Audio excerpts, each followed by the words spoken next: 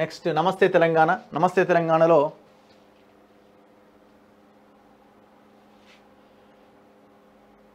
తెలంగాణ భవన్లో జరిగిన మీడియా సమావేశంలో మాట్లాడుతున్న కేసీఆర్ చిత్రంలో మాజీ మంత్రులు పొన్నాల లక్ష్మయ్య, మహమ్మద్ అలీ, సురేష్ రెడ్డి, ఎమ్మెల్సీ వాణీదేవి అందరూ ఉండేటోళ్ళేనా ఇల్లు? తర్వాత ఇదంతా గయాబయ్యే బ్యాచ్. ఇది మీరు చూడండి ఎలక్షన్ తర్వాత ఎట్లుంటుందో.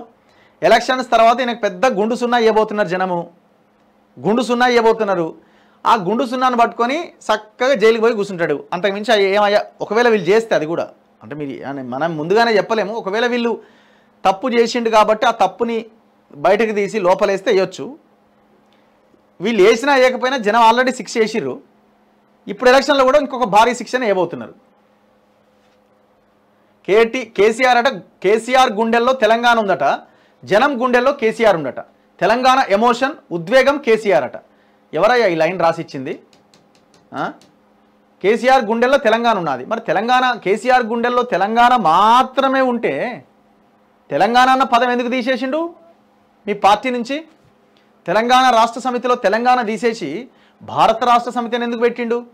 అది అయ్యేది కాదు పోయేది కాదని తెలిసినా తెలంగాణ అన్న పదాన్ని ఎందుకు తీసేసిండు టీఆర్ఎస్లోంచి? టీఆర్ఎస్ తీసి టీఆర్ఎస్లో టీ తీసి బి ఎందుకు పెట్టిండు? కేసీఆర్ గుండెల మొత్తం తెలంగాణే కదా. ఏనాడు తెలంగాణ గురించి పట్టించుకున్నాడు? 10 సంవత్సరాల్లో. 10 సంవత్సరాలు అధికారం ఉన్నప్పుడు మాత్రం కేసీఆర్ గుండెల తెలంగాణ లేదు. కేసీఆర్ గుండెల మెగా కృష్ణారెడ్డి, కేసీఆర్ గుండెల రామేశ్వరరావు, కేసీఆర్ గుండెల తెలంగాణ జాతి సంపద, ఇవన్నీ గుండెలు పెట్టుకొని లోపలనే పెట్టుకున్నాడు. భక్షించిండు, తిన్నాడు, మింగిండు. ఇప్పుడు మాత్రం కేసీఆర్ గుండెలో తెలంగాణ ఉందట, జనం నమ్మాలన్నట. జనం గుండెల్లో కేసీఆర్ ఉండట. కేసీఆర్ని ఎప్పుడో జనం తన గుండెల్లోంచి తీసి అవతల పడేశారు.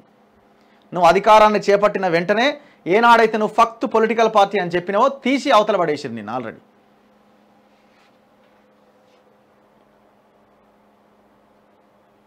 జనం గుండెల్లో లేవు నాయన, కాళ్ళ కిందేసి తొక్కుతున్నారు నిన్ను. జనము కాళ్ళ కిందేసి తొక్కుతున్నారు. మొన్న దొక్కిర్రు, ఇప్పుడు ఎంపీ ఎలక్షన్లో ఇంకా భయంకరంగా తొక్కబోతున్నారు.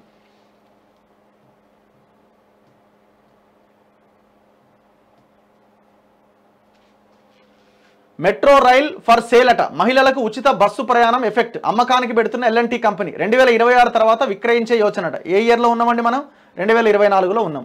ఎవరు చెప్పారు మీకు 26 వల్ల అంటే 26లో అమ్మేస్తున్నాం చేసేస్తున్నామని?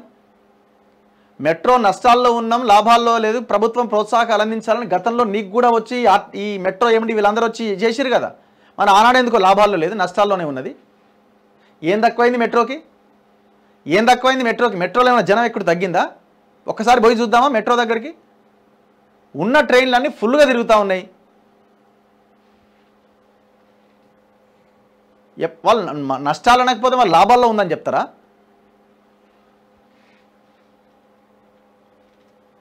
ఇష్టం వచ్చిన ధరలు పెంచి విచ్చలవిడిగా రేట్లు పెంచి అంత అద్భుతంగా నడుస్తూ ఉంటే ఏం తగ్గిందండి? యాడ్స్ వస్తున్నాయి, ప్రతి పిల్లర్ మీద యాడే, మెట్రో ట్రైన్ మీద యాడే, లోపల యాడ్సే, టికెట్ల రేట్లు, లోపల స్టాల్స్, ఇంత ఆదాయం వస్తుంటే ఇంకా నష్టాల్లో ఉందట. 26 కడ మూసేస్తారట. ఏం చేస్తారు? ఎట్లా మూసేస్తారు? అది అయ్యే పనేనా?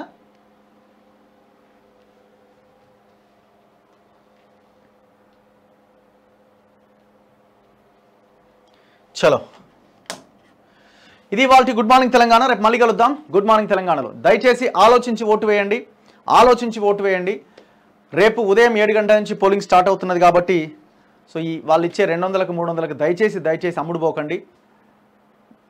ఆలోచించి ఓటు వేస్తారని భావిస్తూ ఉన్నాం. జూన్ 4వ తేదీన ఒక గొప్ప రిజల్ట్ని మీరు ఈ దేశానికి ఇస్తారని భావిస్తూ ఉన్నాం. రేపు మళ్ళీ